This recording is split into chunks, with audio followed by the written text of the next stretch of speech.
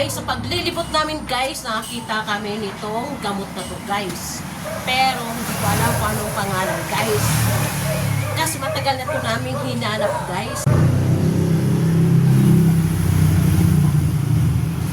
Eto na nga guys, sa tagal-tagal na namin paghahanap guys, ay sa wakas nakita namin ito guys. Itong halaman na to guys. At ito daw guys ay mabisa guys sa sakit sa bulsa. Ay, Ayaw naman. Sa bukol. Ito mga dahon natin itatapan mo lang sa bukol. At guys, ito rin ay kapag may ubo ka, mabisa rin ito. Mas mabisa itong dahon ng mga ganito guys. Pero guys, hindi ko alam ang anong pangalan to guys. Pero mabisa ito guys. So, nag-iisa lang siya guys na kinuha namin ito. Yan.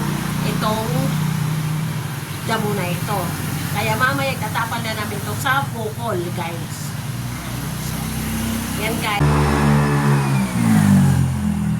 Ay guys! Sa wakas guys, nahanap din namin ito guys. Alam nyo ba guys?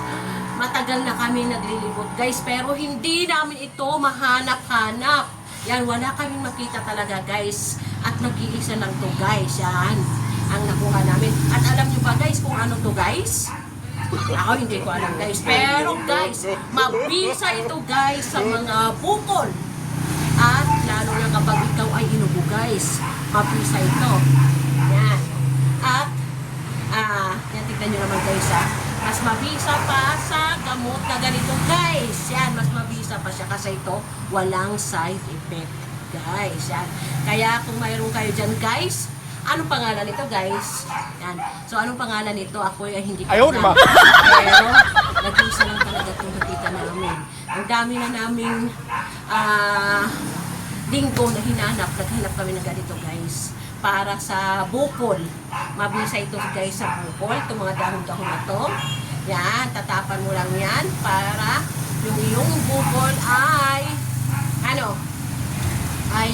mag-flat na guys. So, hindi na lalaki yung bukol mo. Kaya, kailangan natin ito pag nakakita kayo ng ganito. Yan, gamot ito guys. Gamot ito. So, nagpapasalamat ako sa paglilibot namin. May nag-iisang ganito guys. Yehey! Yan. Hindi para ito sa akin guys. Kasi wala naman ito guys. Yan. Nasabi ko lang guys. Yan.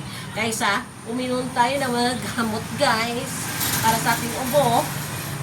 Ito na lang. Yan. So, yan guys. Ano pangalan nito guys?